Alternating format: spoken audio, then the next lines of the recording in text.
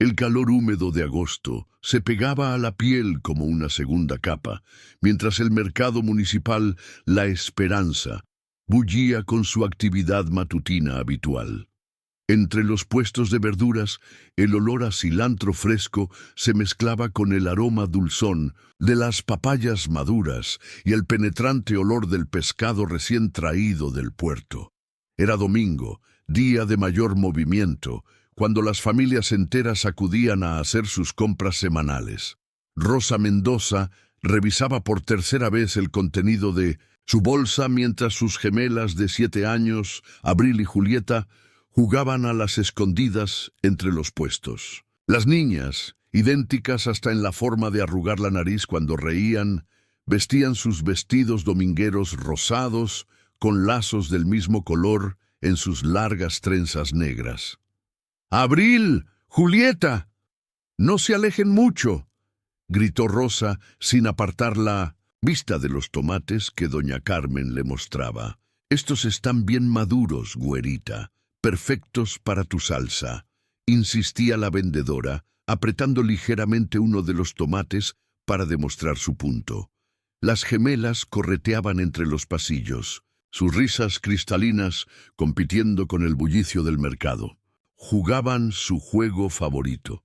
Una contaba hasta 10, mientras la otra se escondía, pero con una regla especial que solo ellas conocían. Siempre debían poder verse entre sí, aunque fuera solo un pedacito de vestido o la punta de un zapato. 8. 9. 10. «Allá voy, Juli», gritó Abril, abriendo los ojos y buscando el destello rosado del vestido de su hermana. Julieta se había escondido detrás de unos costales de frijol en el puesto de don Roberto. Su risita contenida la delataba mientras observaba a su hermana buscarla, fingiendo no verla. Era parte del juego, hacer como que era difícil encontrarse cuando en realidad nunca se perdían de vista. Don Roberto, un hombre de 60 años con el rostro curtido por el sol veracruzano, las observaba con una sonrisa paternal. «Ándele, Abrilita, por acá no está», bromeaba, guiñándole un ojo a Julieta, que se tapaba la boca para no reírse. El mercado era su segundo hogar. Todos los domingos, mientras su madre hacía las compras, las gemelas exploraban cada rincón del viejo edificio colonial. Conocían a cada vendedor, cada perro callejero que dormitaba bajo las mesas, cada paloma que anidaba en las vigas del techo. Era su reino de fantasía, donde los montones de naranjas se convertían en montañas que escalar y los pasillos en laberintos misteriosos. Rosa terminó con los tomates y se movió al puesto de carnes de don Aurelio. El carnicero, un hombre corpulento, con delantal manchado de sangre, ya tenía preparado su pedido habitual: medio kilo de bistec para asar y un cuarto de carne molida. «¿Cómo están las gemelitas?», preguntó don Aurelio mientras envolvía la carne en papel encerado. «Ahí andan, jugando como siempre. No hay quien las pare en domingo», respondió Rosa, volteando a buscarlas con la mirada. Las vio cerca del puesto de dulces típicos, donde doña Esperanza les ofrecía probaditas de cocadas. «Tengan, mis niñas, pero no le digan a su mamá que les di dulce antes de la comida», susurró la anciana vendedora con complicidad. Las gemelas tomaron las cocadas con sus manitas y corrieron a mostrarle su tesoro a su madre. Rosa fingió sorpresa y regaño, pero sus ojos delataban la ternura que sentía al verlas tan felices.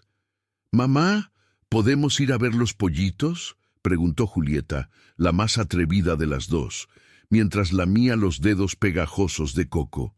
«Sí, mami, porfa», secundó Abril, poniendo esa carita de súplica que sabía que su madre no podía resistir. «Está bien, pero no tarden. Me faltan las verduras y nos vamos», accedió Rosa. «Y no toquen nada, ¿oyeron?».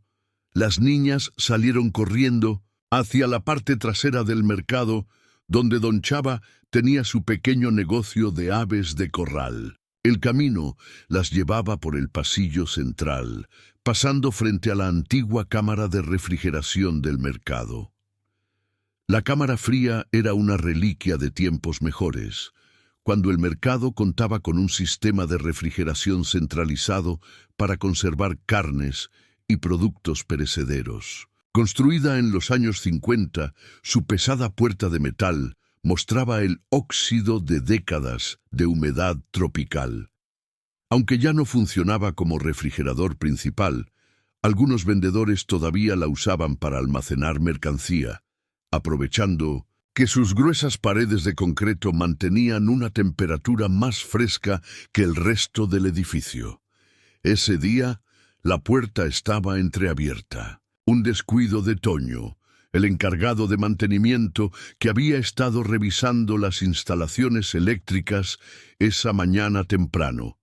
La oscuridad del interior contrastaba con la luz brillante que se filtraba por los tragaluces del mercado. «Mira, Juli, está abierta», señaló Abril deteniéndose frente a la cámara.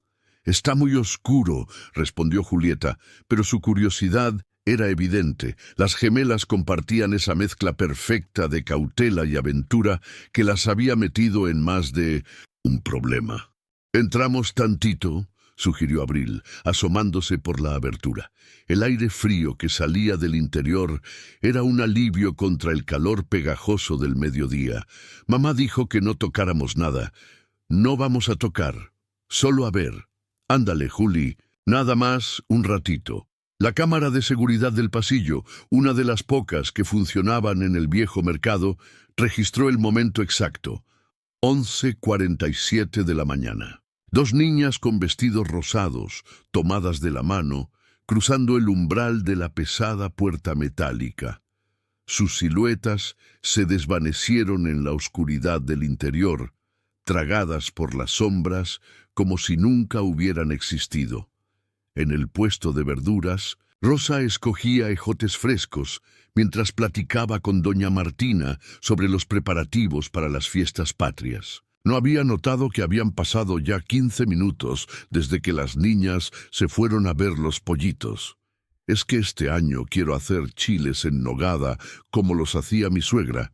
Que en paz descanse», explicaba Rosa, ajena a que ese sería el último momento de normalidad en su vida. Don Chava, en su puesto de aves, seguía atendiendo a otros clientes. Las gemelas nunca llegaron a ver los pollitos amarillos que tanto les gustaban. A las 12:05, Rosa terminó sus compras y fue a buscar a sus hijas. Primero al puesto de Don Chava, quien negó haberlas visto. Luego recorrió cada pasillo, cada puesto, con una sonrisa que poco a poco se fue borrando de su rostro. «¿No han visto a las gemelas?» Abril y Julieta, los vestidos rosados, preguntaba a cada vendedor, y todos negaban con la cabeza, algunos uniéndose a la búsqueda. A las 12:30, el mercado entero buscaba a las niñas. Revisaron los baños, la bodega, la azotea. Los gritos de «Abril, Julieta» resonaban por todos los rincones, mezclándose con el llanto cada vez más desesperado de Rosa. Fue don Roberto quien sugirió revisar la cámara fría. «A veces los niños se meten ahí a jugar», dijo, aunque él mismo dudaba que las gemelas hubieran entrado a ese lugar oscuro y frío. Toño, el de mantenimiento, palideció al darse cuenta de que había dejado la puerta abierta. Corrieron hacia la cámara, Rosa tropezando con sus propios pies en la desesperación. La puerta seguía entreabierta, exactamente como Toño la había dejado. Encendieron las luces.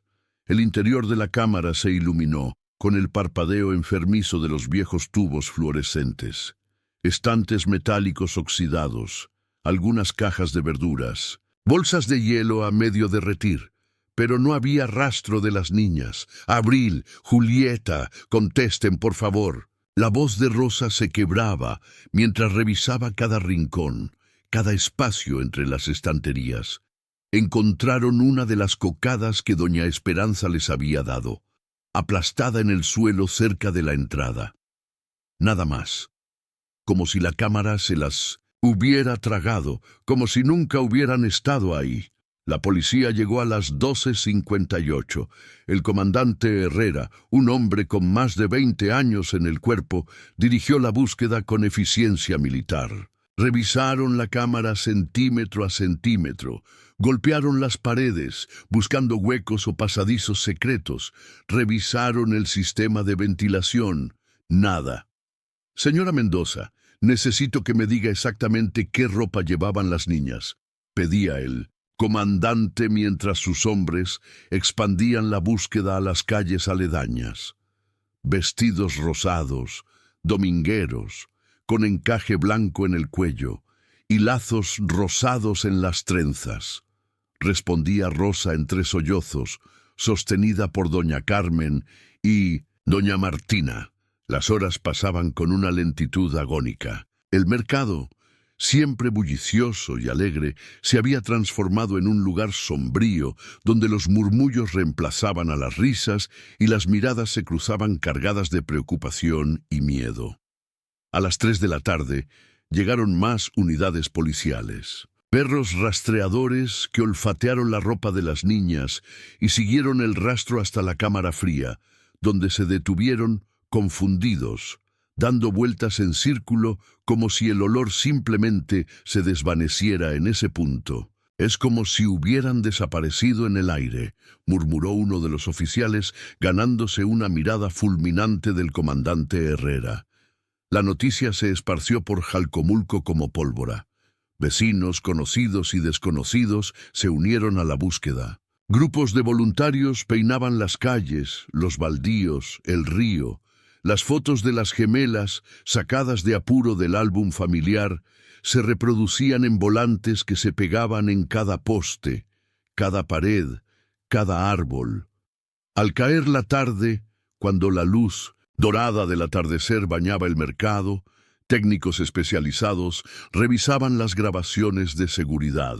La cámara del pasillo había captado todo. Las niñas entrando a las 11:47, sus vestidos rosados claramente visibles, tomadas de la mano. «Aquí», señaló el técnico en la pantalla. «Entran a las 11:47:15. Avanzaron la grabación. 11:50, 12:00, 12:10, 12:20. La puerta de la cámara permanecía entreabierta, pero nadie salía. «Debe haber un error», insistía el comandante. «Retrocedan y revisen cuadro por cuadro». Lo hicieron una y otra vez. El resultado era siempre el mismo.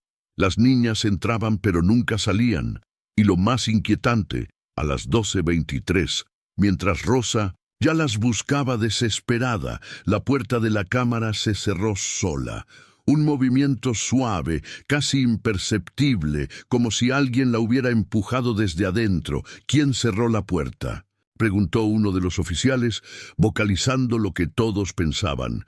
Toño juró y perjuró que él no había vuelto a la cámara. Nadie más tenía llaves. La puerta no tenía mecanismo automático de cierre. Rosa Mendoza fue llevada a su casa cerca de la medianoche, sedada por un médico ante el riesgo de un colapso nervioso. Su esposo Miguel, que trabajaba en los campos petroleros de Poza Rica, ya venía en camino, avisado por teléfono de la tragedia. El mercado cerró sus puertas esa noche envuelto en un silencio antinatural. Los puestos vacíos, los pasillos desiertos, solo las luces de emergencia parpadeando. Y en algún lugar, perdido en el laberinto de la memoria colectiva, quedaba grabado el último eco de las risas de Abril y Julieta, las gemelas que entraron a la cámara fría y nunca volvieron a salir. Don Roberto, al cerrar su puesto esa noche, no pudo evitar llorar. En sus manos apretaba 2 dulces de tamarindo que había guardado para darles a las niñas cuando las encontraran. Porque tenían que encontrarlas, tenían que estar en algún lugar. Pero mientras la luna llena se alzaba sobre Jalcomulco, proyectando sombras largas sobre el mercado municipal, una pregunta flotaba en el aire húmedo de la noche veracruzana, una pregunta que nadie se atrevía a formular en voz alta, pero que todos compartían en el silencio de sus pensamientos. Si las niñas Nunca salieron de la cámara fría. ¿Quién cerró la puerta por fuera?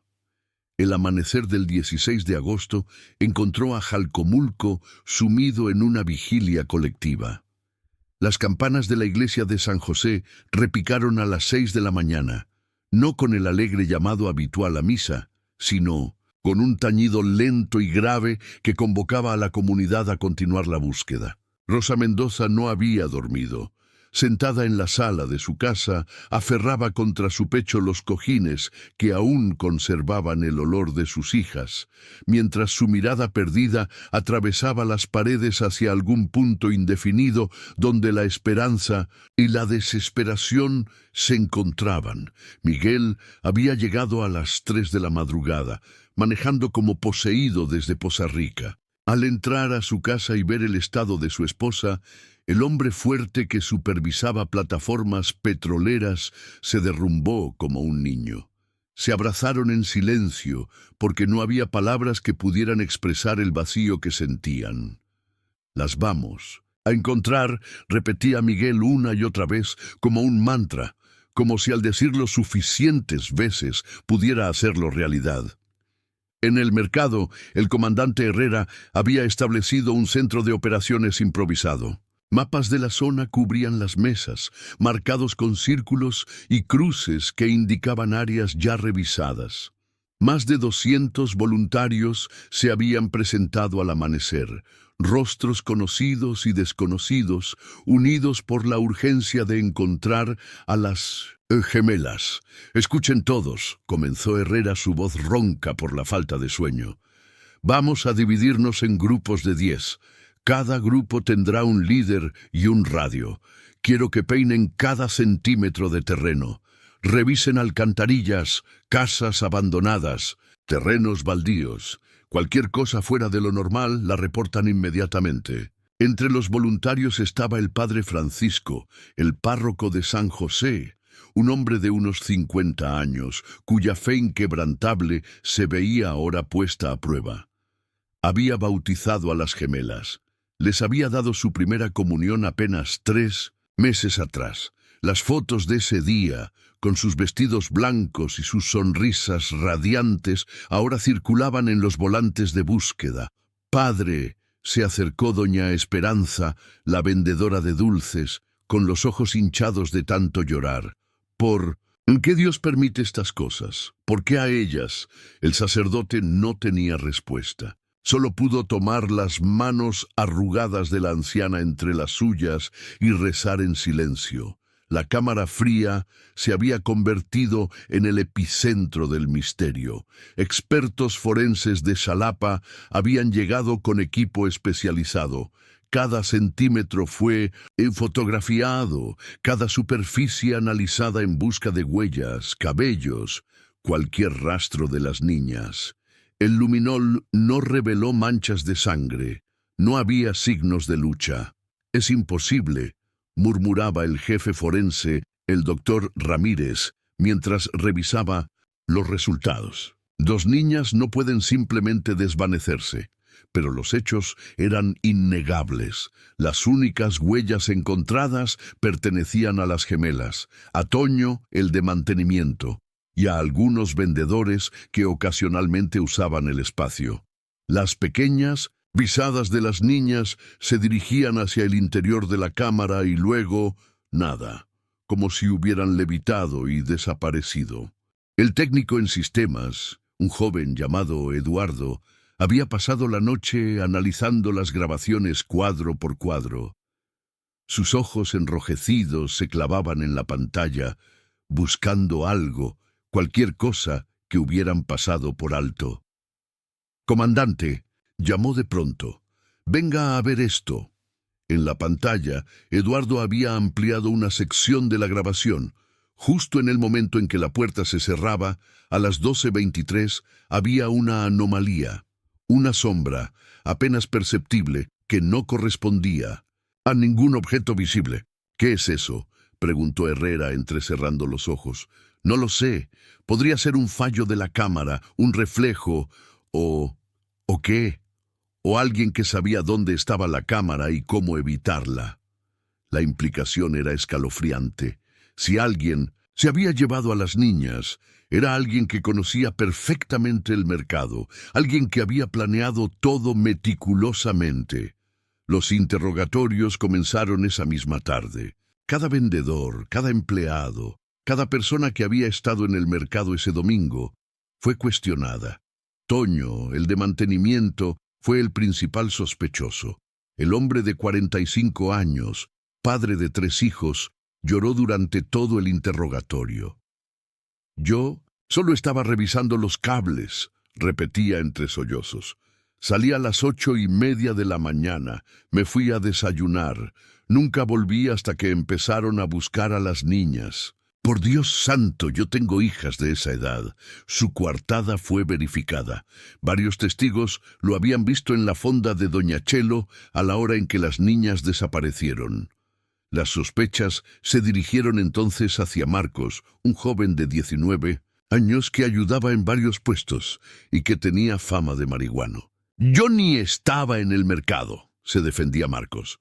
Los domingos no trabajo, estaba en mi casa durmiendo la cruda. Pero nadie podía confirmar su versión. Vivía solo en un cuarto rentado y los vecinos dijeron no haberlo visto ese día. Policía registró su habitación, encontrando solo pobreza y abandono, pero ninguna evidencia que lo vinculara con las niñas. Mientras tanto, teorías cada vez más descabelladas comenzaban a circular por el pueblo. Algunos hablaban de trata de personas, de redes de tráfico infantil que operaban en la región. Otros murmuraban sobre leyendas antiguas, sobre niños que desaparecían en lugares donde antes había habido cementerios indígenas.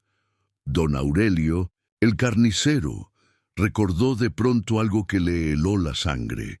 Su abuelo, que había ayudado a construir el mercado en los años 50, le había contado que durante las excavaciones encontraron restos humanos antiguos, huesos que parecían pertenecer a niños enterrados en lo que parecía ser un ritual prehispánico. Mi abuelo decía que los trabajadores no querían seguir, contó don Aurelio al comandante, que el lugar estaba maldito, pero el gobierno los obligó a continuar. Construyeron el mercado encima y la cámara fría. La cámara fría está justo donde encontraron la mayoría de los huesos.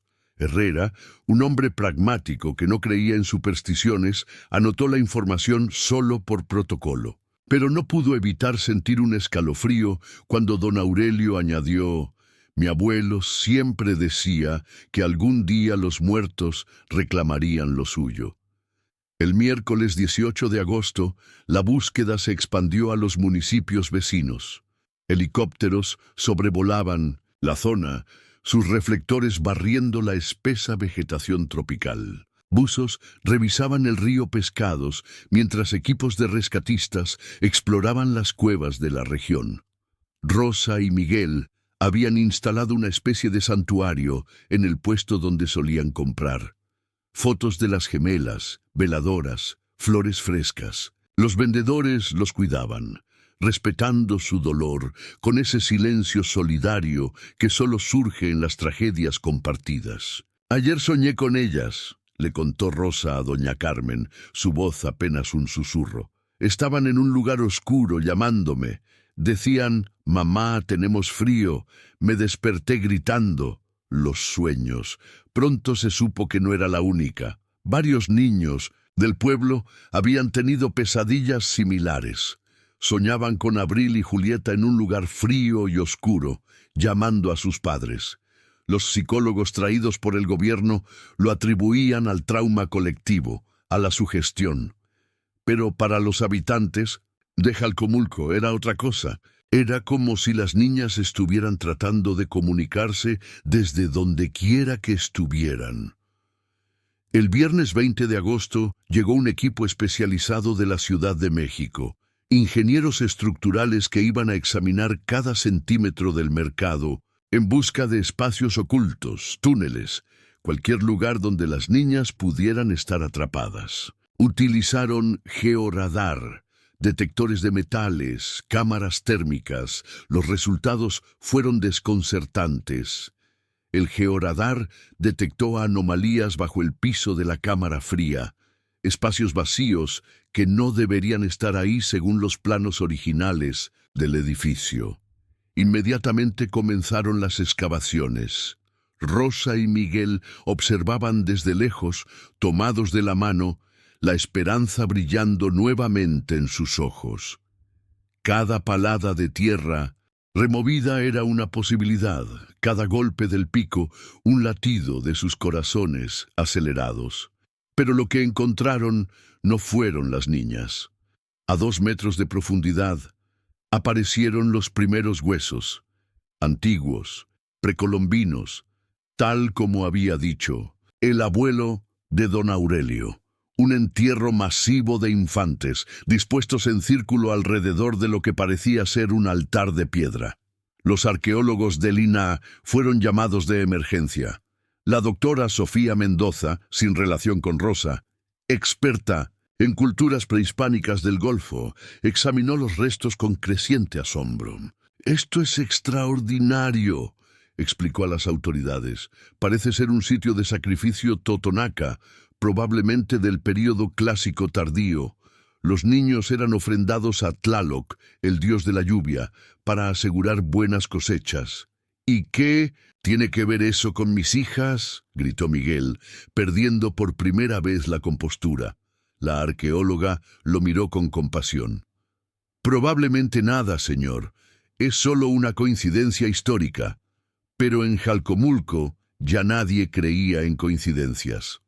El domingo 22 de agosto, exactamente una semana después de la desaparición, el padre Francisco organizó una misa especial. La iglesia estaba abarrotada, con gente de pie en los pasillos y desbordándose hacia el atrio. Rosa y Miguel ocupaban la primera banca, flanqueados por familiares que habían llegado de todas partes del país. Durante la homilía, el padre Francisco habló sobre la fe en los momentos de prueba, sobre Job y sus tribulaciones. Pero sus palabras sonaban huecas incluso para él mismo. ¿Cómo explicar la desaparición de 2 niñas inocentes? ¿Cómo mantener la fe cuando el silencio de Dios era ensordecedor? Fue entonces cuando ocurrió algo que muchos recordarían por años. En medio del sermón, las campanas de la iglesia comenzaron a sonar solas. No era el repique habitual, sino un sonido discordante, errático, como si manos invisibles e inexpertas las estuvieran tocando. El sacristán corrió al campanario. No había nadie. Las cuerdas de las campanas se movían solas, agitadas por una fuerza invisible. El fenómeno duró exactamente 2 minutos, el tiempo que Abril y Julieta tardaban en rezar el Padre Nuestro, según recordó su madre entre lágrimas. Los escépticos hablaron de corrientes de aire, de vibraciones sísmicas imperceptibles. Los creyentes vieron una señal. Rosa simplemente se derrumbó en los brazos de su esposo, convencida de que sus hijas estaban tratando de comunicarse. La investigación oficial comenzaba a estancarse. No había pistas sólidas, no había sospechosos viables. El caso de las gemelas, Mendoza amenazaba con convertirse en otro expediente sin resolver, otra tragedia archivada en los anaqueles polvorientos de la burocracia. Pero en Jalcomulco el mercado nunca volvería a ser el mismo. Los vendedores hablaban en voz baja, mirando constantemente hacia la cámara fría que permanecía sellada con cinta policial. Algunos juraban escuchar risas infantiles en las madrugadas. Otros encontraban pequeños objetos fuera de lugar. Un lazo rosado en un puesto que había estado cerrado, dulces antiguos en rincones imposibles. Don Roberto fue el primero en renunciar. No podía soportar trabajar en el lugar donde había visto por última vez a las niñas. Le siguieron otros. El mercado comenzó a vaciarse, puesto por puesto, hasta que solo quedaron los más necesitados o los más escépticos. El 28 de agosto llegó la noticia que todos temían, pero nadie quería escuchar. La Fiscalía Estatal anunciaba que, en falta de evidencias y pistas viables, el caso pasaría a la unidad de personas desaparecidas. En otras palabras, dejarían de buscar activamente. Rosa recibió la noticia con una calma que asustó más que cualquier ataque de histeria. Se levantó lentamente, caminó hasta la habitación de las gemelas, que permanecía exactamente como la habían dejado ese domingo fatídico, y cerró la puerta con suavidad. «Mis niñas van a volver», dijo con una certeza que helaba la sangre. «Están en algún lugar esperando y van a volver». Miguel la abrazó, sintiendo cómo su esposa se quebraba por dentro mientras mantenía esa fachada de fortaleza imposible. En el pueblo, la vida intentaba continuar, pero era como una melodía tocada en un tono menor, donde cada nota llevaba el peso de la ausencia. El 30 de agosto, 2 semanas después de la desaparición, un niño llamado Pedrito, de 6 años, le contó algo a su madre que reavivó el misterio. El pequeño, que había sido compañero de juegos de las gemelas, dijo que la noche anterior Abril y Julieta habían venido a visitarlo en sueños. «Dijeron que tienen frío, mamá, que están en un lugar muy oscuro y que no pueden salir, pero que no están solas. Hay otros niños con ellas, niños que llevan mucho tiempo ahí». Su madre, la señora López, pensó primero en no decir nada. Pero la descripción que dio Pedrito la convenció de lo contrario. El niño describió perfectamente los vestidos que llevaban las gemelas, incluso un detalle que no había salido en las noticias. Julieta tenía una pequeña mancha de cocada en la manga derecha. Cuando la señora López compartió el sueño de su hijo con Rosa, ésta se aferró a esa información como a un salvavidas en medio del océano. Si Pedrito podía verlas en sueños, si podía recibir mensajes de ellas, entonces seguían vivas. En algún lugar imposible, en algún espacio entre la realidad y la pesadilla, Abril y Julieta esperaban ser encontradas. El mercado municipal de Jalcomulco cerró oficialmente el 31 de agosto de 2010. La razón oficial fue remodelación y mejoras estructurales. La razón real era que nadie quería comprar donde 2 niñas habían desaparecido sin dejar rastro, donde los huesos de niños sacrificados siglos atrás yacían bajo el concreto, donde las sombras parecían moverse solas y los ecos del pasado se negaban a callar. La cámara fría fue sellada con soldadura. Sobre la puerta de metal, alguien había escrito con pintura blanca: «Abril y Julieta, siempre en nuestros corazones». Pero en las noches sin luna, cuando el viento soplaba desde el golfo trayendo el olor a sal y recuerdos, algunos juraban que podían escuchar muy débilmente, como si viniera de muy lejos o muy adentro, el sonido de 2 niñas cantando una ronda infantil. «Naranja dulce, limón partido, dame un abrazo que yo te pido». Y la canción siempre se cortaba en el mismo lugar, como si alguien hubiera cerrado una puerta, dejando el final suspendido en el aire, esperando eternamente un abrazo que nunca llegaría. La lluvia matutina golpeaba los cristales de la camioneta, mientras Raúl Domínguez revisaba por última vez los planos del viejo mercado municipal. A sus 34 años, el ingeniero civil había supervisado decenas de remodelaciones en Veracruz, pero ninguna lo ponía tan nervioso como esta. Todos conocían la historia, todos sabían lo que había pasado 13 años atrás. «¿Seguro que quieres hacer esto?», preguntó Carmen, su asistente, mientras estacionaban frente al edificio abandonado.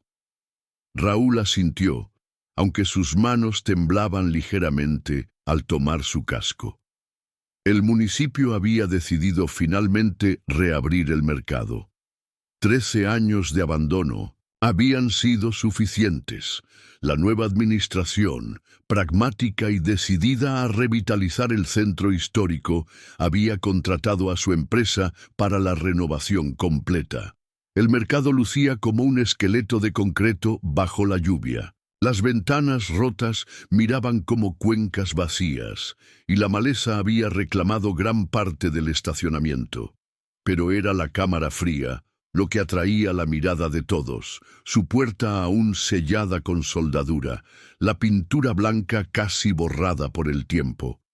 Abril y Juli, siempre, Wes. «Sones, los trabajadores no quieren entrar ahí», advirtió Joaquín el capataz, un hombre fornido de 50 años que había vivido toda su vida en Jalcomulco. «Dicen que está maldita». «Patrañas», respondió Raúl, aunque su voz carecía de convicción. «Es solo un cuarto viejo. Además, los planos indican que hay que reforzar toda esa sección. No podemos dejarla así». El primer equipo de trabajo llegó a las 8 de la mañana. Hombres rudos, acostumbrados a la construcción, pero que se persignaban al pasar cerca de la cámara fría. Durante los primeros días se concentraron en las áreas exteriores, techos, instalaciones eléctricas, plomería, cualquier excusa para postergar lo inevitable. Rosa Mendoza, ahora de 45 años, observaba desde la acera de enfrente. Cada mañana llegaba temprano, se sentaba en la misma banca del parque y vigilaba.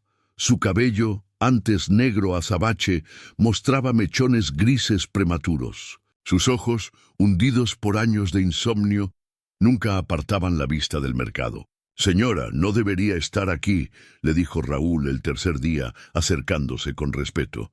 «Esto debe ser muy difícil para usted». Rosa lo miró con una intensidad que lo hizo retroceder un paso. «Mis niñas están ahí adentro. Lo sé. Siempre. Lo he sabido. Señora Mendoza, la policía revisó cada centímetro. La policía no encontró nada porque no sabían dónde buscar», interrumpió Rosa. «Pero usted va a abrir lugares que han estado cerrados por 13 años. Cuando lo haga, cuando encuentre a mis bebés, quiero estar aquí». Raúl no supo qué responder. ¿Cómo decirle a una madre que después de 13 años era imposible que...? No podía. Solo asintió y volvió al trabajo. Miguel había muerto 5 años atrás. Un infarto fulminante mientras trabajaba en las plataformas. Dicen que sus últimas palabras fueron los nombres de sus hijas. Rosa vivía ahora con su hermana, subsistiendo de una pensión miserable y la caridad de los vecinos. Pero cada peso extra lo ahorraba para contratar detectives privados, videntes, cualquiera que prometiera encontrar a las gemelas. El 10 de octubre, Raúl no pudo postergarlo más. Había que abrir la cámara fría. Los trabajadores se reunieron en semicírculo mientras el soldador preparaba su equipo. Hasta los más escépticos guardaban silencio. «A ver, muchachos», habló Raúl intentando sonar casual. «Es solo un cuarto. Entramos, revisamos, hacemos nuestro trabajo y ya. ¿Entendido?» Los hombres asintieron sin entusiasmo. Joaquín fue el primero en santiguarse cuando la antorcha comenzó a cortar el metal. La puerta se dio con un quejido metálico que pareció resonar en todo el mercado. Un aire viciado, con olor a humedad y algo más, algo indefinible, escapó del interior. Los hombres retrocedieron instintivamente. Raúl fue el primero en entrar, linterna en mano. La cámara estaba tal como la habían dejado 13 años atrás. Los estantes oxidados, algunas cajas podridas, el piso de concreto agrietado. Nada fuera de lo normal. Nada que justificara 13 años de leyendas y pesadillas. «¿Ven?», les dije. «Y que no había nada», comentó Raúl, aunque el alivio en su voz era evidente. Los trabajadores entraron poco a poco, aún recelosos. Comenzaron a sacar los estantes viejos, a evaluar el estado de las paredes. Todo parecía rutinario hasta que Marcos, uno de los albañiles más jóvenes, notó algo extraño. «Jefe, venga a ver esto». En la esquina más alejada de la cámara, parcialmente oculta por un estante caído, había marcas en la pared. No marcas, dibujos, Dibujos infantiles hechos con lo que parecía ser crayón o gis. Dos figuras de palitos tomadas de la mano, con vestidos triangulares, flores, un sol, y palabras escritas con letra temblorosa. Abril y Juli aquí. El silencio fue absoluto. Todos sabían que esos dibujos no estaban ahí cuando la policía revisó la cámara en 2010. Las fotos forenses lo confirmaban. Entonces, ¿cómo? Sigan trabajando, ordenó Raúl, aunque su voz temblaba. Y no toquen esos dibujos. Pero los descubrimientos apenas comenzaban. Al remover uno de los estantes más pesados, encontraron que una sección del piso sonaba hueca. Joaquín golpeó con su martillo. El sonido retumbó como si hubiera un espacio vacío debajo. «Hay algo aquí abajo», confirmó. Raúl llamó inmediatamente a las autoridades. En menos de una hora, el mercado estaba nuevamente lleno de policías. El comandante Suárez, que había reemplazado a Herrera tras su jubilación, dirigía las operaciones con la misma mezcla de profesionalismo y escepticismo que su predecesor. «Vamos a necesitar romper el piso», informó a Raúl. «¿Tienen el equipo?» Mientras preparaban los martillos neumáticos, Rosa Mendoza cruzó la cinta policial. Nadie intentó detenerla. Había esperado 13 años. Tenía derecho a estar ahí. El primer golpe del martillo neumático resonó como un trueno. El concreto comenzó a ceder, revelando que efectivamente había un espacio debajo. No un simple hueco, sino lo que parecía ser una estructura deliberada. «Paren», ordenó Suárez cuando el agujero fue lo suficientemente grande para mirar. «Necesito una linterna». Lo que vio lo hizo palidecer. Había una especie de cuarto subterráneo, no muy grande, tal vez 2 metros por 2 metros, y en el suelo... «Dios santo», murmuró. «¿Qué? ¿Qué hay ahí?» Rosa se adelantó, pero Suárez la detuvo suavemente. «Señora, por favor, déjenos trabajar». Agrandaron el agujero lo suficiente para que alguien pudiera bajar. El oficial más joven se ofreció como voluntario. Lo bajaron con una cuerda, su cámara corporal grabando todo. Hay cosas aquí», su voz llegaba entrecortada por el radio. «Envoltorios de dulces, muchos. Una caja de galletas vieja, 2, Dios mío, 2 lazos rosados». Rosa emitió un sonido que no era humano, mitad grito, mitad súplica. Su hermana, que había llegado corriendo, la sostuvo antes de que cayera. «Hay más», continuó el oficial. «Dibujos en las paredes, muchos dibujos. Y... esperen, hay algo más al fondo. Parece una grabadora vieja de casete». La subieron con cuidado, como si fuera el tesoro más valioso del mundo. Para Rosa, lo era.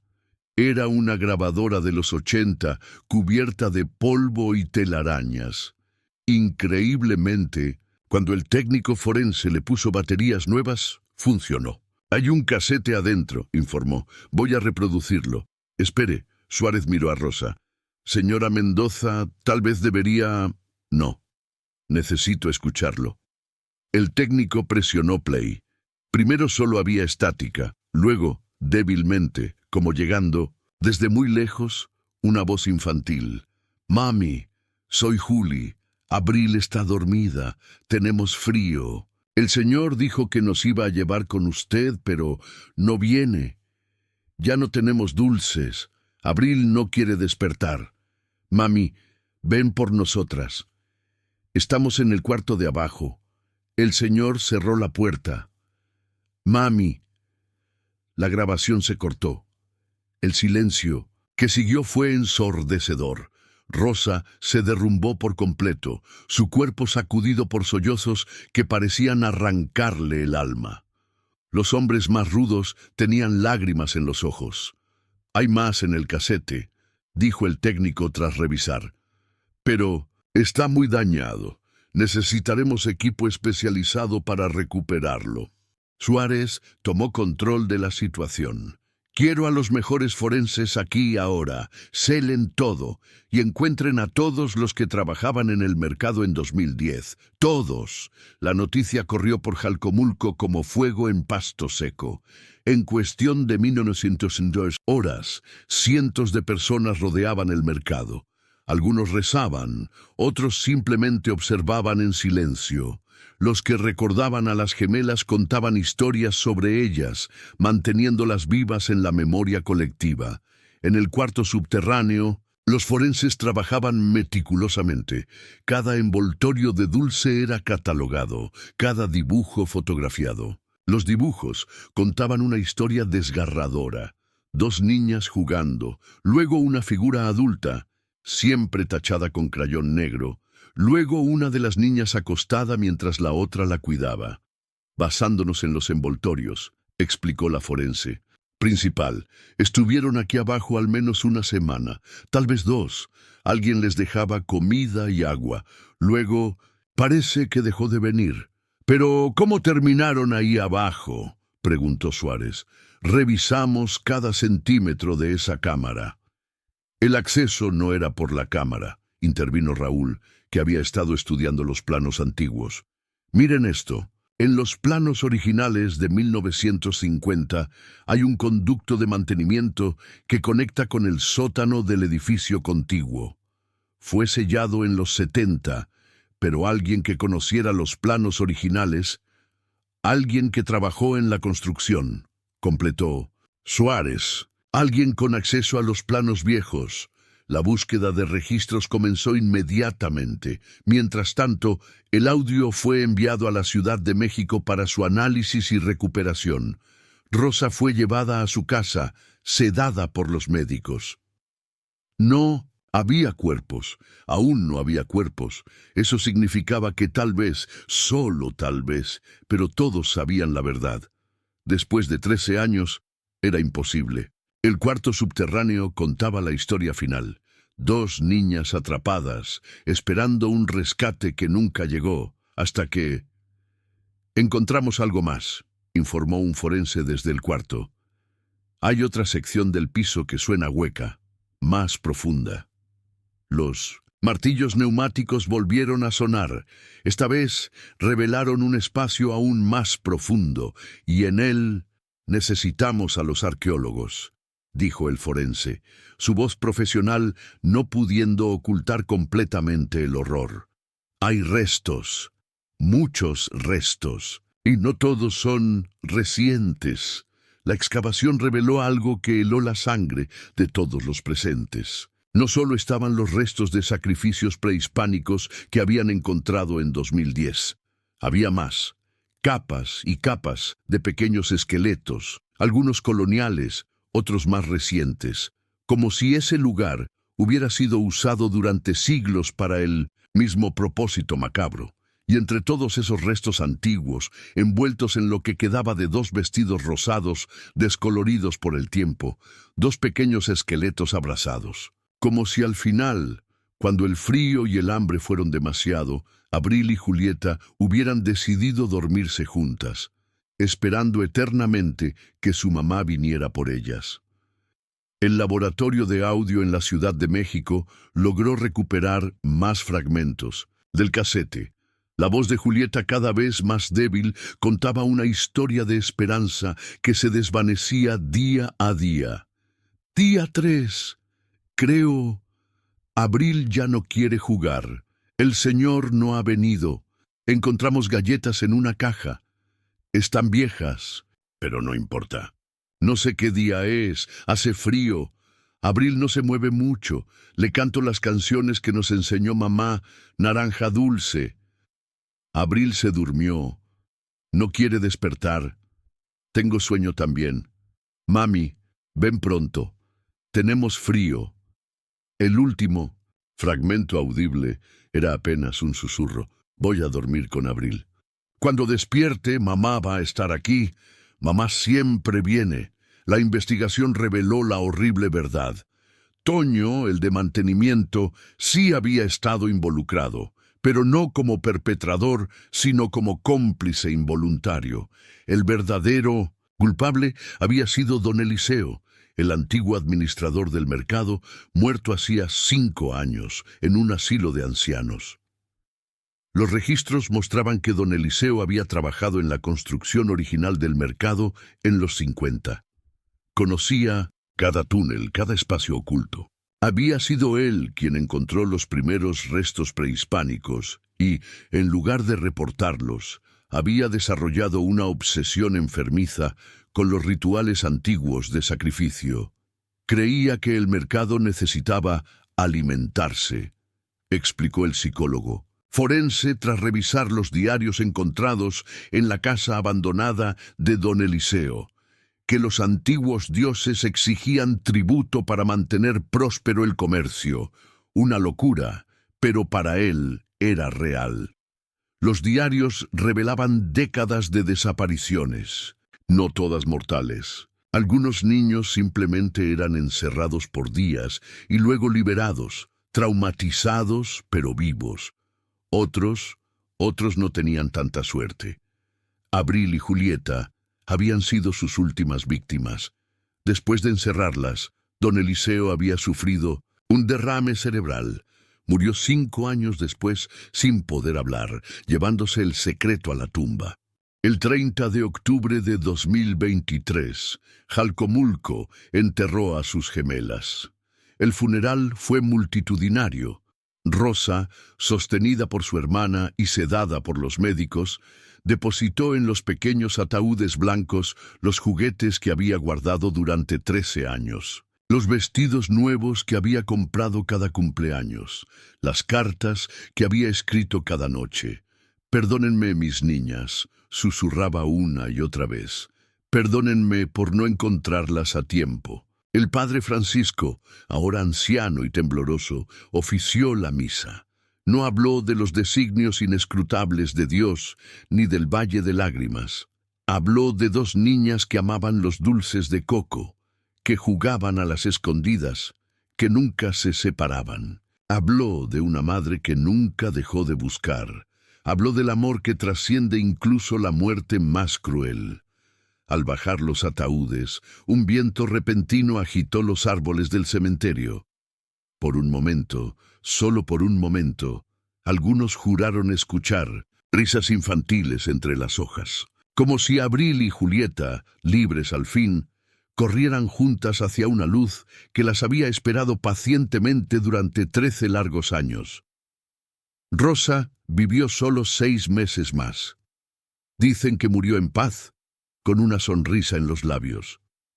Su hermana la encontró una mañana de abril, sentada en la mecedora frente a la foto de las gemelas. En su mano apretaba 2 lazos rosados nuevos, como si al fin fuera a encontrarse con sus niñas para ponerlos en sus trenzas eternas.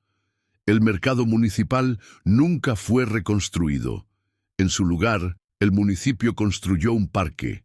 En el centro, donde antes estuvo la cámara fría, plantaron 2 jacarandas que cada primavera se llenan de flores lilas. Una placa de bronce recuerda a todas las víctimas encontradas en ese lugar a través de los siglos, pero son los nombres de Abril y Julieta Mendoza los que los visitantes tocan con más frecuencia, dejando flores, dulces y oraciones.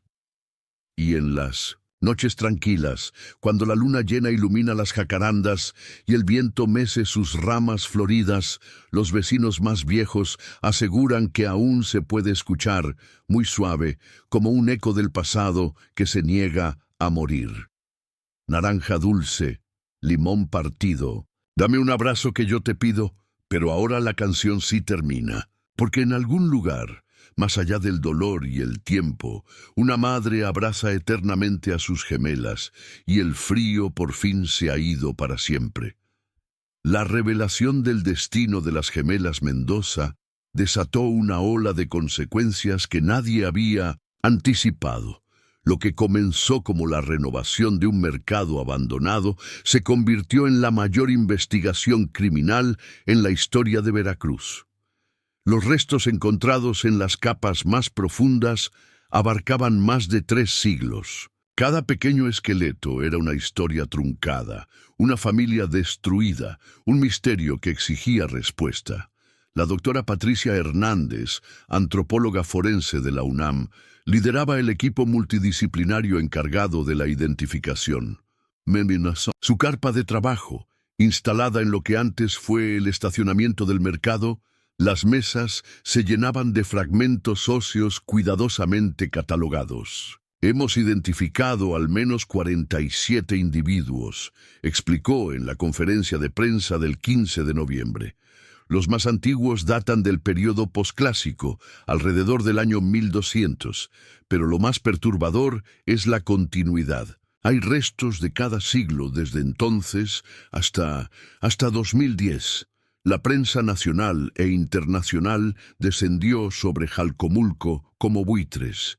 El pequeño pueblo se vio invadido por cámaras, micrófonos y periodistas ávidos de historias macabras. Pero fueron los habitantes locales quienes comenzaron a unir los puntos de una verdad que siempre había estado ahí, susurrada pero nunca confrontada. Doña Esperanza, la vendedora de dulces que había dado sus últimas cocadas a las gemelas, fue la primera en hablar abiertamente. A sus 84 años, liberada del miedo por la proximidad de su propia muerte, reveló lo que muchos sabían pero callaban. Mi abuela me contó sobre los niños que desaparecían, dijo ante las cámaras, sus manos temblorosas, pero su voz firme. Decía que el mercado comía niños, que cada cierto tiempo, cuando los negocios iban mal, un niño desaparecía y luego todo mejoraba. Nadie hablaba de ello. Era como un impuesto que pagábamos sin querer admitirlo. Su testimonio abrió las compuertas. Uno a uno, los ancianos del pueblo comenzaron a compartir historias transmitidas en susurros a través de generaciones. El patrón era escalofriante en su consistencia.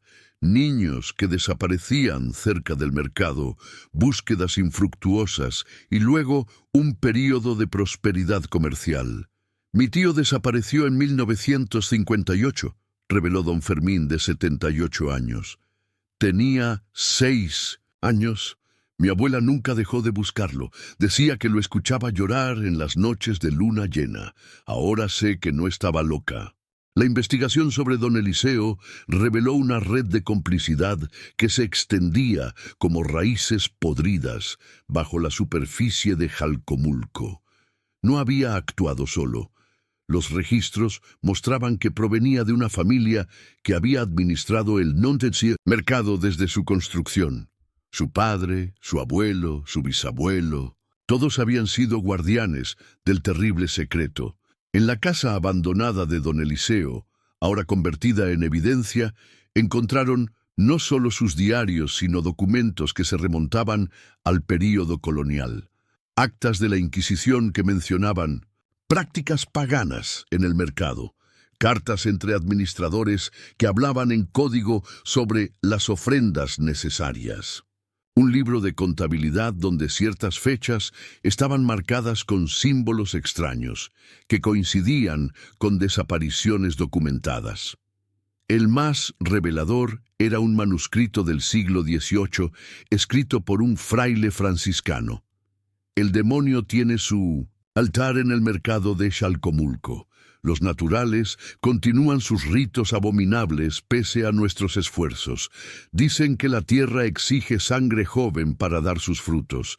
He intentado exorcizar el lugar, pero las fuerzas antiguas son poderosas. Temo que hemos construido la casa de Dios sobre los cimientos del infierno. La doctora Sofía Mendoza, la arqueóloga, propuso una teoría que muchos encontraron difícil de aceptar. El sitio del mercado había sido un centro ceremonial totonaca dedicado a Tlaloc y otras deidades de la fertilidad. Cuando los españoles construyeron sobre él, la práctica de sacrificios no cesó, solo se ocultó, transformándose con el tiempo en una tradición secreta mantenida por ciertas familias. No estamos hablando de posesiones demoníacas o maldiciones sobrenaturales, aclaró, sino de una tradición cultural aberrante que se perpetuó a través del secretismo y el miedo. Cada generación de guardianes creía genuinamente que si no continuaban los sacrificios, la prosperidad del pueblo se acabaría. La lista de desaparecidos comenzó a crecer conforme más familias se atrevían a hablar. Nombres que habían sido borrados de la memoria colectiva resurgían como fantasmas reclamando justicia. Pedrito Hernández, 5 años, desaparecido en 1943. Las hermanas Solís, 7 y 9 años, desaparecidas en 1967. Miguelito Ramos, 6 años, desaparecido en 1981. Carolina Vázquez, 8 años, desaparecida en 1995. Icru, docenas más. Cada nombre una herida que nunca había sanado. Un vacío en el tejido social de Jalcomulco que ahora finalmente podía ser reconocido. El proceso de identificación mediante ADN comenzó en diciembre. Familias enteras acudían a dar muestras, esperando cerrar capítulos dolorosos de su historia. La primera identificación positiva fue devastadora. Los restos de un niño correspondían a Roberto Jiménez, desaparecido en 1987. Su madre, ahora de 70 años, lloró abrazada al pequeño. Empéretro, siempre supe que estaba muerto, sollozó, pero necesitaba enterrarlo, necesitaba despedirme. Pero no todas las historias terminaban en tragedia confirmada. La investigación reveló que varios niños habían sobrevivido a su encierro. Algunos, ya ancianos, comenzaron a recordar y hablar sobre experiencias que habían reprimido durante décadas. Manuel Torres, de 62 años, reveló que había sido secuestrado a los 7 años y mantenido en un cuarto oscuro y frío durante 3 días antes de ser liberado cerca del río. Bloqueé todo durante años, explicó en terapia, pero cuando escuché sobre las gemelas, todo volvió. El olor a humedad, el frío, el miedo y las voces, siempre las voces de otros niños en la oscuridad. Su testimonio confirmó que don Eliseo no siempre mataba a sus víctimas. Algunos eran ofrendas de miedo, mantenidos con vida pero traumatizados, su terror alimentando su delirante creencia en los antiguos dioses. La investigación tomó un giro inesperado cuando el equipo de audio forense de la Ciudad de México descubrió algo extraordinario en la cinta de las gemelas. Usando tecnología de última generación, lograron recuperar sonidos de fondo casi imperceptibles. No eran solo las voces de Abril y Julieta. Había otras voces, muy débiles, como ecos de ecos. Son grabaciones sobre grabaciones, explicó el técnico principal, como si esa grabadora hubiera sido usada antes, muchas veces, y cada nueva grabación no borrara completamente la anterior. El análisis reveló al menos 5 voces infantiles diferentes, superpuestas como capas geológicas de sonido. Algunas databan de los 80, cuando las grabadoras de casete eran comunes. Una voz decía: «Mamá, soy Ricardo, estoy en el mercado». Otra: «Tengo hambre, quiero irme a casa». Y la más antigua, apenas audible: «El Señor dice que los dioses tienen hambre». El descubrimiento sugería que don Eliseo había usado la misma grabadora durante décadas, tal vez como parte de su ritual enfermizo, grabando las voces de sus víctimas como trofeos sonoros.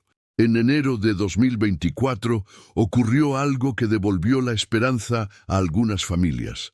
Entre los documentos de don Eliseo encontraron una lista con nombres y fechas. No todos correspondían a los restos encontrados. Algunos tenían anotaciones como «liberado» o «enviado lejos». La búsqueda de estos posibles supervivientes comenzó inmediatamente. El primer éxito llegó el 23 de enero. María González, desaparecida en 1992 a los 6 años, fue encontrada viva en Puebla. Ahora con 38 años, madre de 3 hijos, no tenía memoria de su infancia antes de ser adoptada por una familia que la encontró vagando en las calles.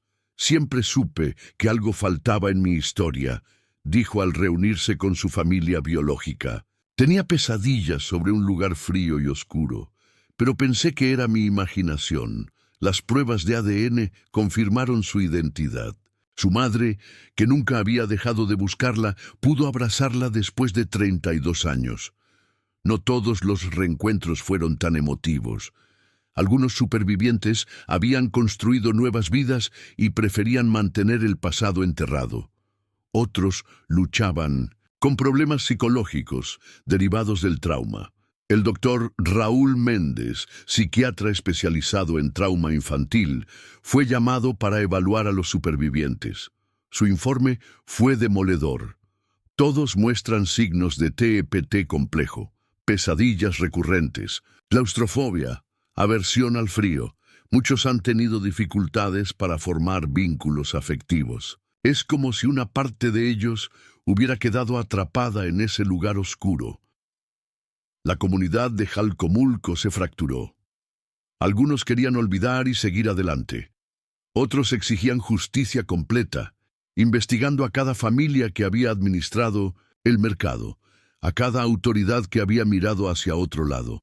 Se descubrió que varios policías, funcionarios municipales y hasta sacerdotes habían sido parte del encubrimiento a lo largo de los años.